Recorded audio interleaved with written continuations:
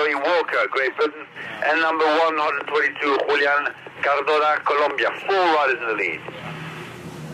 12 seconds toujours, 12 seconds, still 12 seconds between the front 4 and the back. 12 seconds. Number 112, Joey Walker, Great Britain, and number 128, Rajovic of Serbia. Cardona, crash of Cardona, Colombia on the climb. Riding, still leading the race after crashing.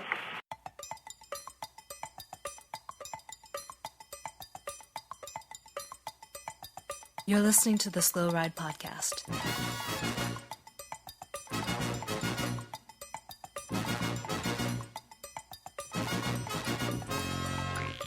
Bikes, advice, and rumors straight from the source.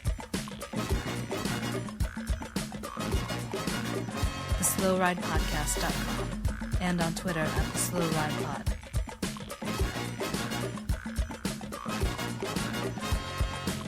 Enjoy the ride.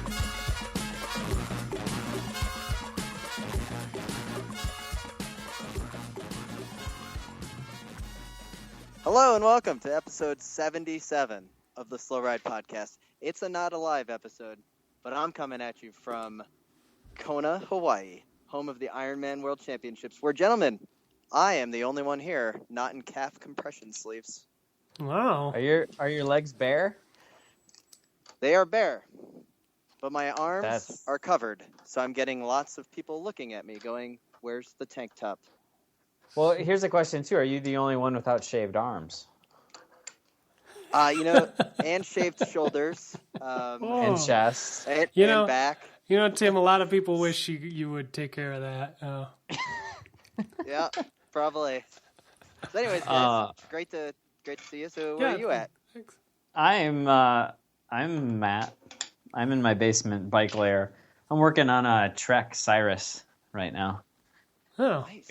I got a lot of bike problems. I'm doing double duty. all right. I like the sound of tools in the background. That can make for a very captivating episode. It gives us an authentic bike shop feel. I hope this will make all the mechanics.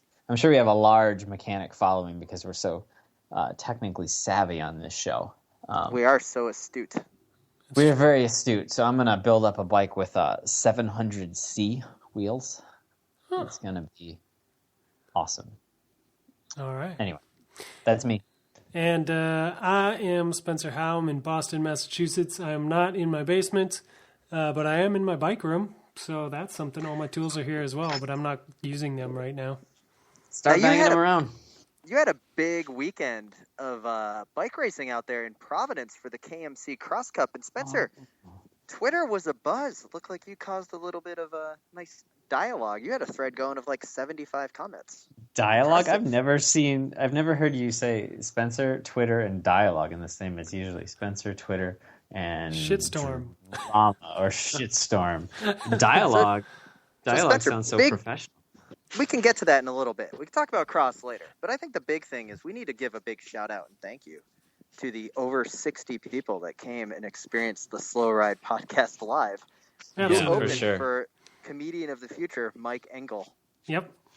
Thanks to Mike Engel. Thanks to all the people that came out. It was awesome. Dude, I remember when we had this crackpot idea back in, March or April or something, and I wasn't sure it was going to be attended at all. Oh, there were several emails that you did not know about between me and little guy that were like, is Spencer nuts? Why is he doing this? Well, we were a little worried. All of us were. But it turned out really well. It couldn't have gone better. I'm nothing I gotta admit, ambitious. Guys, you guys were nervous about Mike Engel. You guys were a little nervous, but he absolutely slayed it. People were coming up to us the next day on Livy Hill going, #Thigina. That's true. That's true. Well, you were the only one who really had heard him very much before the show. So it was neither of us had gotten a chance to really sit down with him. No. He did a great job. It was awesome. We had two great guests. We had Bill from Crosshairs. We had Matt from the Richmond Cycling Corps. Yep. Where we are going to donate quite a bit of the proceeds of the event to the Richmond Cycling Corps. Help those kids continue. You make it sound like a huge sum. It's by far the most money we've ever made at this podcast, which is anything more than $1. So that's pretty good. This is good. So again, thanks everyone for coming out. And guys, World Championships. I mean, we have lots of great interviews that we all captured in both the men's and women's race. We got some new drops, identifications for the podcast. Mm-hmm. But overall, on the weekend, I'll start first. I had one hell of a good time. I was impressed by Richmond. Thanks to Frank Cundiff for the lodging. I tell you, watching that race with 40,000 of my best friends on Libby Hill, especially the men's race, oh my God, was that awesome. It was. I don't think anything in bike racing has ever been as exciting as when Sagan got onto his top tube on that descent and pedaled. I think everybody there screamed. Yeah, we when did. That happened. It's crazy because it was ridiculous. That whole hill lost their minds, and it was amazing. Definitely the coolest moment. I mean, the foam party was awesome, but for an actual bike race that I've experienced, the euphoria of, I mean, I'm not even the biggest Peter Sagan fan, right? So, because he's got a checkered past of just kind of being a bro. And oh my God, everyone was so excited when he pulled that off. Like, and then when he gets off the bike after he crosses the finish line, kind of ghost rides it a little bit, throws his helmet into the crowd. Like, God, what an awesome time. Now, you guys got to go to the press conference, right? How was that? The press conference was great. It was pretty sweet. Yeah. It was funny. Sagan gave some good answers. He had a lot to say. It was hard because English is not, he speaks English, but it's obviously not his first language. So after the English language, he was kind of talking to his home country journalists, and you could tell that he had a lot more to say than we had been able to get in the regular press conference. But it was nice. He wanted to, and he was trying to like find the right words to highlight his concern for the migration crisis in Europe at this time, which was nice to hear him. It wasn't, that's why I was saying, he's had a checkered past, but he was trying to I don't know. He's trying to talk about more than just bike racing and pinching podium girls. It was nice. Do you think that just in the last 2 or 3 months, because of this turmoil with Tinkoff, that he's almost matured so much more as a bike rider and a person? And that's where he was trying to show a little bit of depth by talking about the migrant crisis. And just, I don't know, it just seemed like he's a different guy, so quickly. Yeah, I think it's been more than a couple of months. I think he's been maturing for a little while now as a bike racer and as a person. I mean, you got to remember the dude's 22 when all this stuff happens and he becomes super famous and super rich, and what kind of an asshole were you at 22? You know what I mean? I know. Guys, terrible. Do you guys remember me at 22? God. Yeah, we do. We do remember. Unfortunately, yeah. So I cut him some slack there. He should know better, but whatever. I don't want to apologize for him, but I want to give him the benefit of the doubt that he can grow up and be a better person now. And I don't think that his statements were convoluted or trying to save some face or anything like that. I think he meant them. He just seemed like the genuine excitement when he came across the line. I don't know, and you could see how popular he was because of how many different rivals came up and gave him a high five, Boone, Gilbert. So came up and were just hey, Stebar, great job. They were so stoked for him. Obviously, they wanted to beat him. They did. It's not like my other highlight post-race, Bling Matthews complaining about Simon Garrett sprinting against him. How awesome was that? But even Bling, I'll give us the Bling. Even Bling said in his interview later, he was excited for Sagan and he couldn't think of it going, to a better, more worthy world champion. So even though he had words for Garrins, obviously. So this is 2 great years of a world champion, right? So Kwiatkowski did an awesome job. Wins, what did he win this year? Gent-Wevelgem, or did he win Liège? He won one of them, right? He won a he won. I just want to let you flounder for a little while. He won the 6th monument. He won the 6th monument. He won the Japan Cup. No, he won Flèche Wallonne. Flesh alone, right? And then now you've got Sagan, who obviously will be there doing quite a bit. So like, I don't know. It seemed like we've got a good stretch here, and I'm really excited. It's about future, because how I tell, like, okay, this is very nice, I am very happy for this, but I want also for another generation, like they can riding and to be here. Peter, Jason Gay with the Wall Street Journal. Wall Street, yeah. Wall Street. How was your stock portfolio? Also, the women's race was fantastic too. Yes. You know, Lizzie Armistead taking the win. Worthy winner. Yeah. Very worthy winner. Yeah, and she was genuinely excited about it after the race. And you know, I saw her press conference with you guys, and you know, she was asked that horrible question where a guy was like, you know, how does this compare because Marianne Vos isn't here? And she was like, I think maybe it's no disrespect to Marianne Vos. She's she's the greatest cyclist of our time, but maybe the media needs to catch up a little bit and ask me about other rivals, because it wasn't just about Marianne Vos being missing today. The rest of women's cycling has made huge improvements, and like I said, there's maybe some research needed to be done on my other rivals. Marianne Vos is an incredible champion, but there's more than just Marianne to beat. She shut that dude down, and it was awesome. But yeah, she did handle it so well, because I feel like if in that situation, I would have just used some profanity and just said next question, because it was such a jackass question. Like, I don't know how you can ask that question and not expect somebody just to tell you to F off. But she, like a true professional, she handled the question really well. Yeah. And still told the guy where to stick it, basically. Yeah. It was really nice. Yeah. You just tell me your name and what you're doing.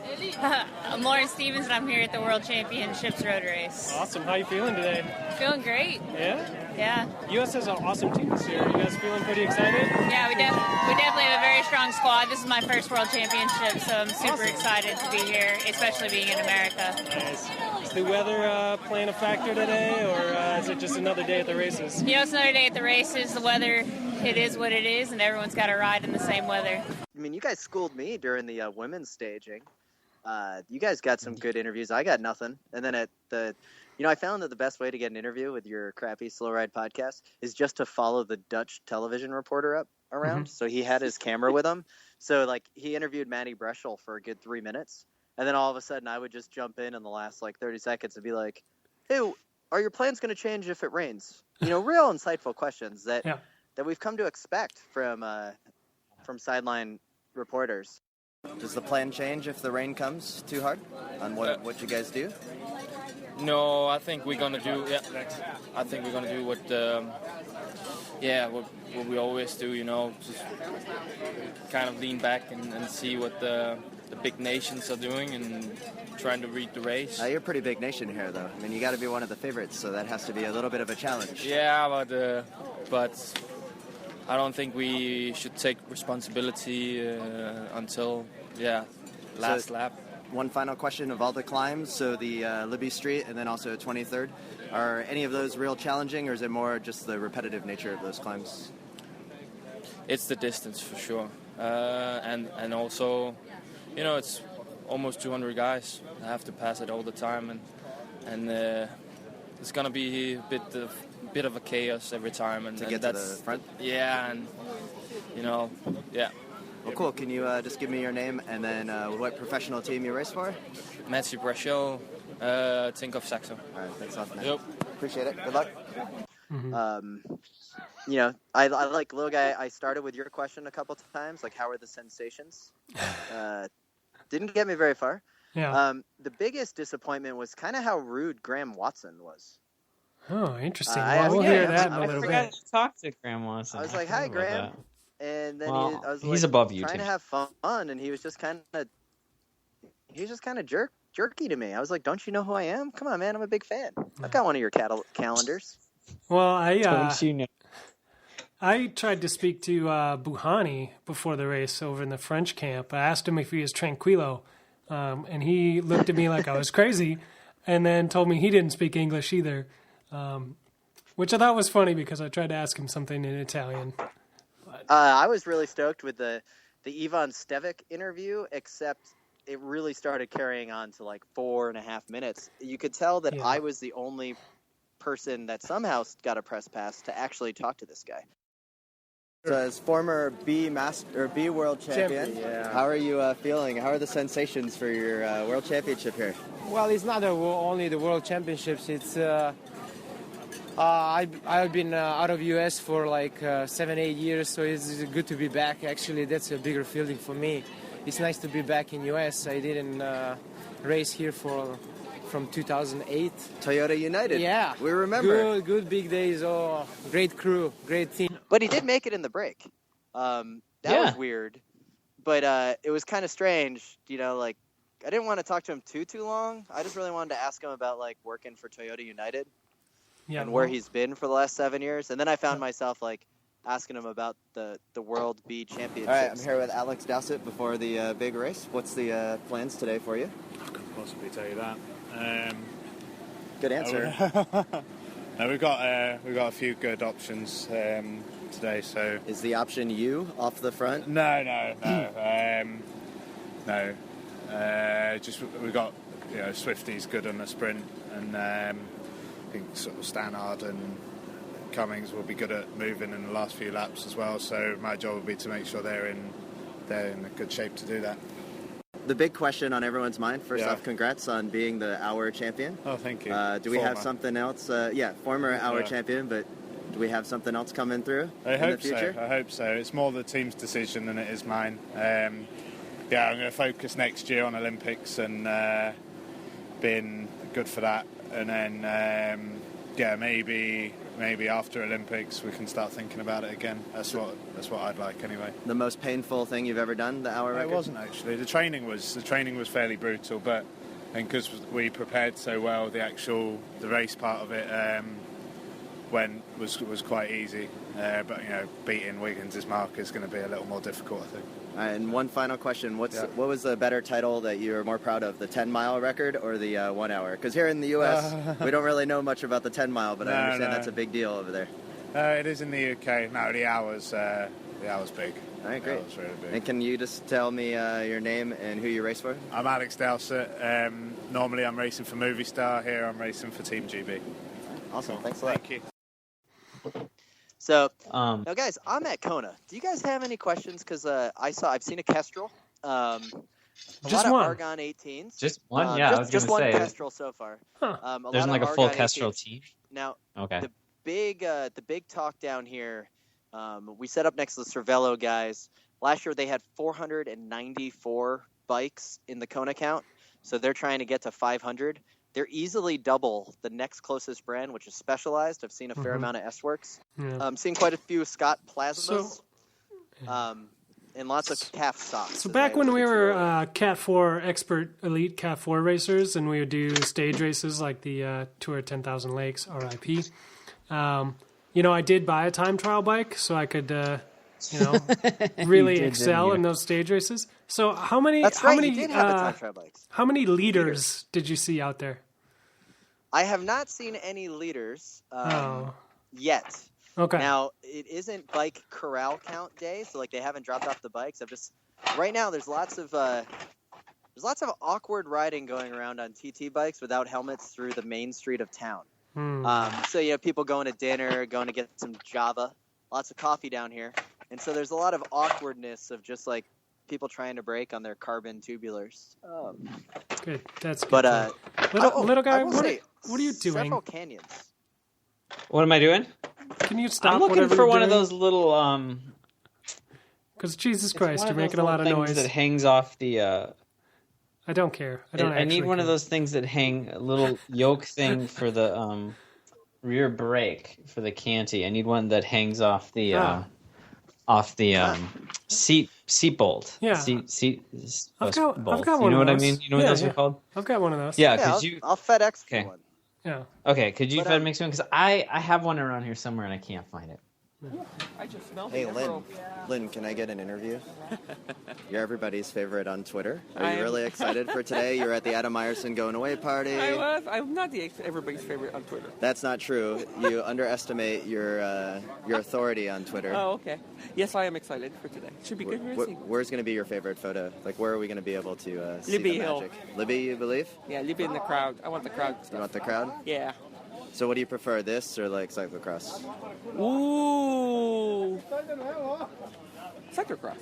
Thank you. That's a great answer. That was the correct answer. I had to think about it, though. Did you feel that was a loaded question? Yeah.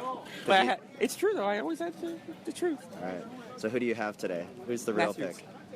Matthews. You think Bling Matthews is going to take the win? Are you going to be excited when that happens? Or Stevie. Stevie. We all want Steve-Bar. Come on. One or the other. I will be excited if it happens. Of course. I think it's going to be good racing. All right. Well, thank you so much. You're welcome. Can you give us your name? My name is Lynn Lamour, Podium Insight. That's right. But guys, I got to admit, did you see the Twitter from Bicycling Magazine? I'm going to leave you with this because then I got to get back and talk about Aero. Okay. Did you see Bicycling Magazine has started to use a new file photo for cyclocross? Today they posted, learn how to cyclocross better. And then it's a picture from Red Barn, and you see a guy from Tonka Cycles remounting the bike. Mm-hmm. And right behind him, you have Elder Tim, the Mormon, running through the barriers on the drive side dismount. It looks good. You're very kidding proud. me. Who took that photo? Who took that photo? This has to be a skinny ski photo from like 2007. Like this. Yeah.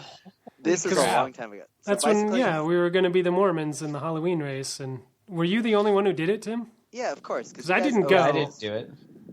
We were going to be the Mormons, and then one year we were going to go as Juggalos, and then you guys totally wouldn't have done it. I showed up as a Juggalo. So It's easy, Tim. It's easy for you when you're back there in the group of riders who get sent into that file footage.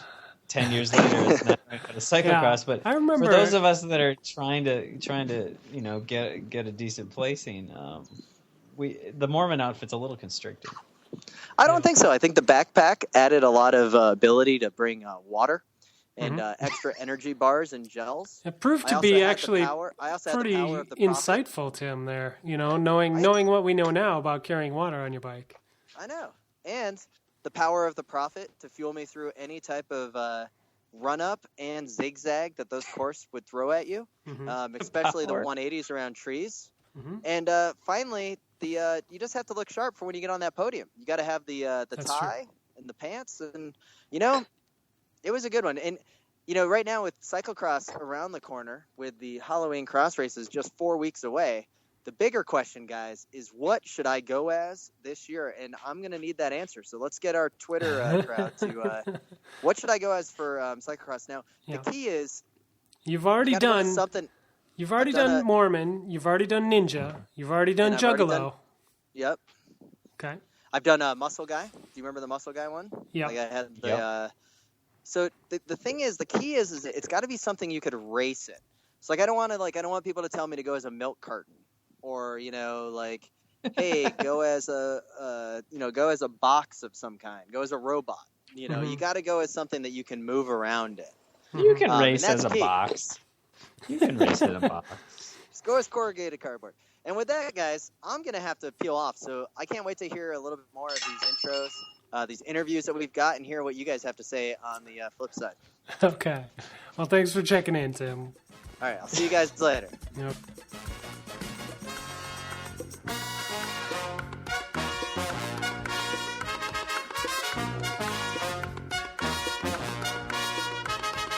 This is Lynn from Podium Insight. You're listening to the Slow Ride Podcast.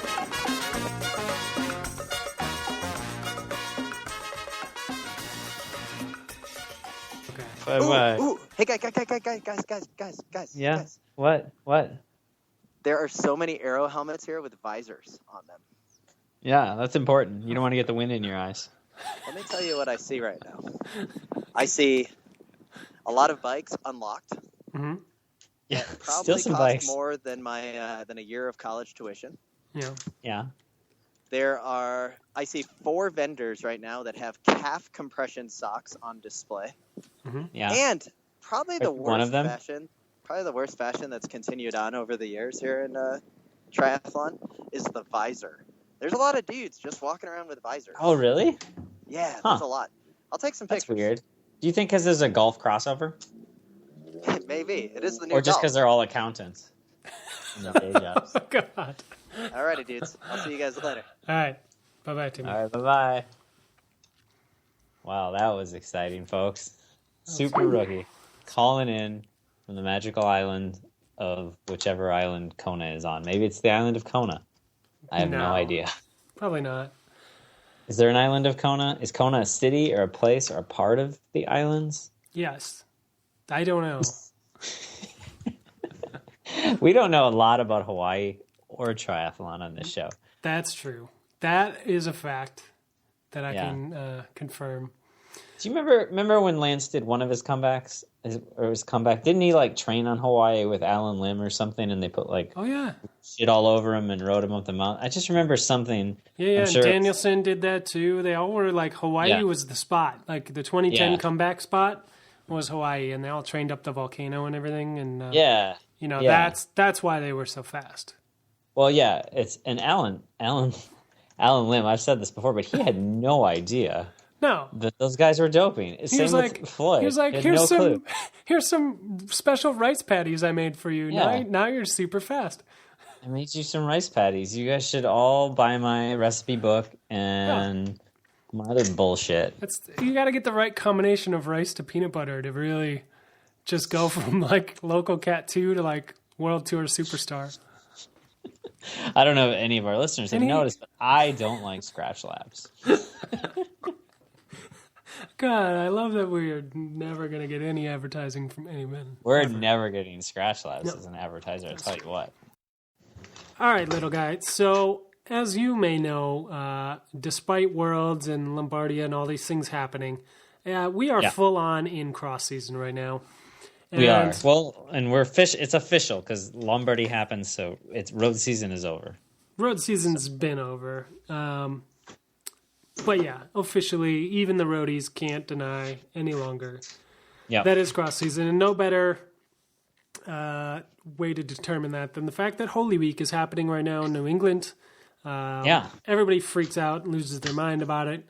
For the Dust Bowl, it is Gloucester, the Midnight Ride race, the Night Weasels race on Wednesday, and of course, Providence.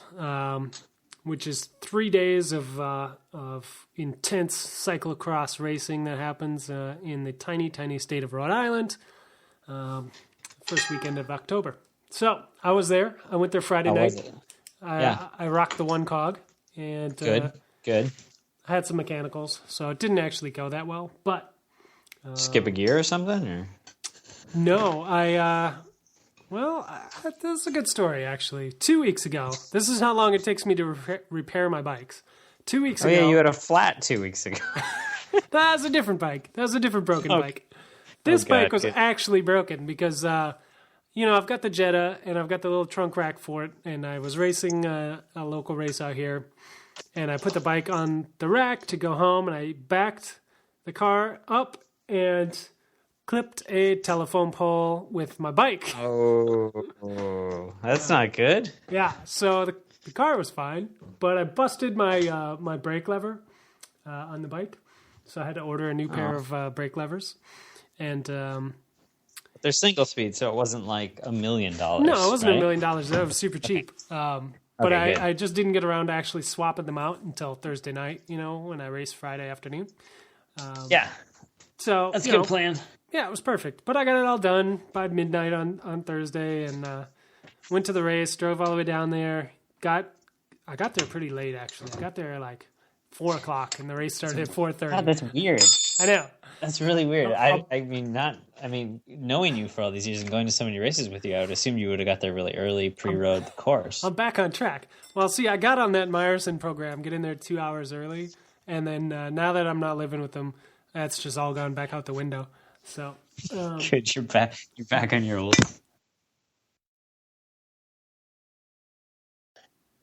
I dropped my phone onto a concrete floor and it shut itself off. So now I'm calling you back. So sorry. Right. Well, that's okay. Anyway. Yeah. So where was I? You said you're saying you weren't on that Meyerson program anymore. I'm now back. You're, Spencer is back. Yeah, so I got my kit and got my bike ready and left my car in the parking lot at 4:29, and the race was scheduled to go off at 4:30. Wow, good work. Yeah, that's a record even for you. Okay. Yep. So I got there. They were still staging people because their fields are way too big. So I was able to sneak past all the juniors and everybody else and kind of line up at the very back of the men's single speed field. And I did this thing that I do when I start in cross, which is I get my pedals ready and I'm ready to go, and I hold the front brake lever just so I can put a little forward pressure on the pedal and just kind of let it go at the last second. Yeah. And so I'm holding that lever, and then all of a sudden it just like all the tension goes away, and my cable slipped. And I was like, zip. And I was like, oh, that's bad. Now I have zero front brake, and they're about to blow the whistle. So suffice it to say, my first lap was not that fast because I had zero front brakes, and a typical Spencer mechanically had about 50% of my rear brakes as is normal. So I did about a lap and a half like that, and then I jumped off course, went to my car, fixed it, jumped back on the course where I had left, which I think is legal, and continued the race. And I had a fine time after that. Yeah. So what was all this? So you were saying that the race wasn't it just was doing too much, is what I'd heard from you earlier. It wasn't sticking to its core group of skills, I guess. It's a nice way of saying it. Providence, I've done it 3 times, so I don't have a super deep history, but yeah, every year they add a new feature or two, like another flyover or something else, new and exciting, maybe to keep it fresh, maybe always push the limit. I don't know. But so this year they had on the course 3 flyovers that you went over a total of 4 times. So you did 4 flyovers per lap. It's a lot of flyovers. One of them's pretty ridiculously steep, and there was no field that could make it over riding up the one side that was so steep without fail. Really? The elite men, obviously, they could make it up, and the elite women could make it up, but kind of the back halves of the field would start to struggle pretty bad. And what the hell is a flyover? It's steep, yeah. If anybody screwed it up before you, ahead of you, and had to put a foot down or anything, you were not going to make it up. And so it was like a hill. It was actually like a hill. Because are there hills on this course, or the flyovers? No. This is a very, very hilly course.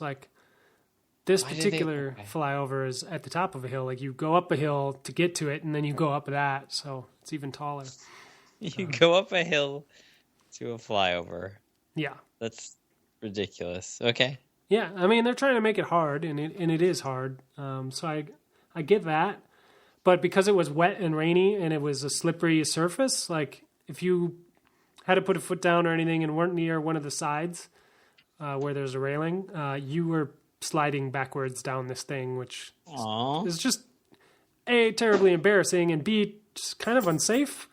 And I don't know why they didn't make that side of it just a staircase instead of a ramp, but the only thing I can think of that sounds comparable is, and I don't know what Euro race it is, but I see the footage from it every year, and there's some race where there seems to be 5 flyovers, and then they have the BMX pump track in the same Euro race, whichever race it is, and that always looks amazing, but it does look a little heavy on the novelty features, and I can see how that would be not the most enjoyable as a rider. Maybe it's fun as someone watching it, but as a rider, I wouldn't want to go up something that I'm going to slide down backwards. That is just you kind of feel like you're just being put out there as a joke. And I don't hate flyovers. I actually like them a lot. I think they're fun. I think it's something novel to do. I think they are overused for sure, but Now, hey, what about a pinwheel under a flyover? How do you like disgusting. that? That just made me vomit a little bit right in the back of my throat there. Thanks. Anyway, Providence, big crowds as usual, big wins, big successes. Katie Compton out there getting shown what's what. She did not win either day. Really? Katarina Nash took her to task both days. Ellen Noble also putting the hurt on her for a little while. Wait, so does that mean we've I mean, this is kind of like when last year, but maybe a little before, like Sven went from being 3, 4, 5 years ago, whatever, Sven would win everything, or he's right at the front, and then there came a point where he wasn't always the number one rider anymore. Mm-hmm. Does it feel like a passing of, like a changing of the guard? Like the generals, they're changing, or just that, like, maybe she's gonna like destroy everybody so badly later in the year and win the World Cup because this is just like her base mode. I kind of feel like that might be the case. I mean, I think she was trying. She had a crash on Saturday that I saw. That she actually crashed heading into the barriers. She was dismounted off the side of the bike, and I don't know, it just slipped out from under her right before she was going to step off to go over the barriers. So she ate it right before the barriers and lost a good chunk of time, and then just shredded the course to get back to second place. And so that was, she's got it. She's got the fire. She'll be back for the later season for sure. But I was going to say, it's always exciting when that changing in the guard happens, but it's also sad at the same time. Yeah, and I think it's happening. I think Ellen Noble had a great ride like both days. I think she's obviously the future of cyclocross, being as young as she is and as good as she is. So there's a lot of hope for the U.S. in the future there. I don't think Katie Compton's going anywhere. But it's nice to see people push her, Yeah. Yeah. And and Powers, I'm assuming, won everything? Yeah, Powers. I didn't watch at all. Powers won the C1 on Saturday. He didn't exactly dominate it, but he won solo again. And not surprised. Yeah, not that it's bad. Yeah, not surprised. He didn't show up on Sunday for the C2, which is kind of his jam lately. Crush the C1s, go home, don't worry about the C2s. Because they don't offer the big points, and he can get back to training harder sooner and win by even more later in the season. Man, how hard must that guy train? Really hard. But I mean like the day after winning, showing up and like winning and like maybe doing a block of training isn't an option. That like just training is better. Maybe he's just resting more than everybody else. I don't know. Who knows? Did you get a chance to watch the first Super Prestige of the year?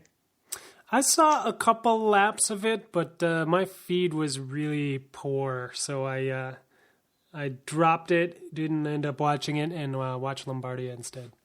See, no, that's funny, because I tried to watch... So Sunday I had to work. So I had to be at the farmer's market by like 9. So I tried to watch a little Lombardy while I was like eating breakfast. Mm-hmm. And I could not find a feed. I ended up clicking on a feed that I thought was Lombardy, and it ended up being the Tour de Metropola or something. I don't know what it was. And then that totally froze with 1K to go. Oh, great. So I didn't see any of that. But I watched the highlights from the Super Prestige, and it was awesome. Yeah. It was an amazing, amazing race. It was like everything you hope out of a cross race. It was just guys attacking, going solo, people coming back. He still had some Vanderpool action. A whole bunch of young people who I don't know who the hell they are, all over the front of the race. It was crazy. Definitely kind of a changing of the guard there. So I was going to say this earlier, but you fixed your bike on Friday night before, or Thursday night before the race, right? Yep. So I'm currently taking apart one crappy cross bike, building up my old cross bike as my work bike, so I can take apart my gunner, and because it's currently my work bike, and then make my gunner my real cross bike. Okay. I'm doing this on Monday. I gotta have this done by by Friday, so I can get in the car and go try to race a UCI race. Oh, so, well, good luck. Thanks. Super pro last minute. It's 3 bikes. So one bike is disassembled, and I have to build one, take one apart, and then rebuild it. I think this should go well. Because you have to have the work bike done so you can work during the week before you can start building up the race bike. Yes, I can't fully take the work bike, and the work bike has been the race bike, been the training bike right now. So I can't take that apart until I have this track put together. Mm-hmm. But I need to start working on that. It's a dilly of a pickle here. Yeah. Let me tell you. Indeed. There's literally bike parts everywhere around me right now. What's going to be great is that you're going to get the bike done. You're going to get to the track cup there in Madison or Waterloo, and you're going to hit that whole shot first corner and like roll your tubular or something stupid. No, I don't want to do that. I think my tires that I'm going to race are glued pretty well. Okay. I am also currently going to glue a tubular this week as well.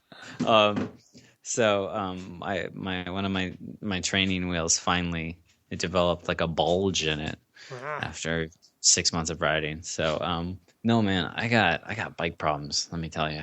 So this is the part of the podcast where Tim cuts us all off and says we've been going on for too long and we need to wrap it up. Yeah, that's true. All right, let's wrap it up. So yeah, what we're going to do is thank everyone for listening. I want to thank everybody again for coming out to the live show. That was a highlight of my year, of my decade, potentially of forever. It was awesome. It was amazing. Thanks for that. All the support we get is great. It's kind of floors me. But anyway, I digress. We also want to thank everybody for tweeting about the show, for leaving us reviews on iTunes and Stitcher.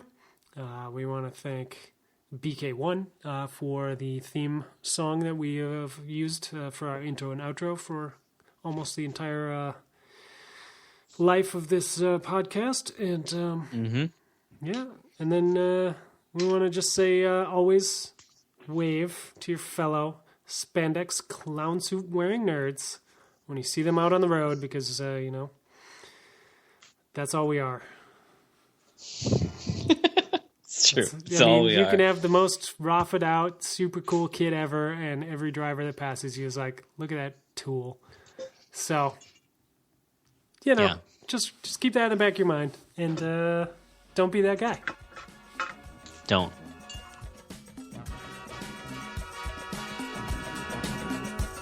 The Slow Ride Podcast. Bikes, advice, and rumors straight from the source. TheSlowRidePodcast.com and on Twitter @TheSlowRidePod.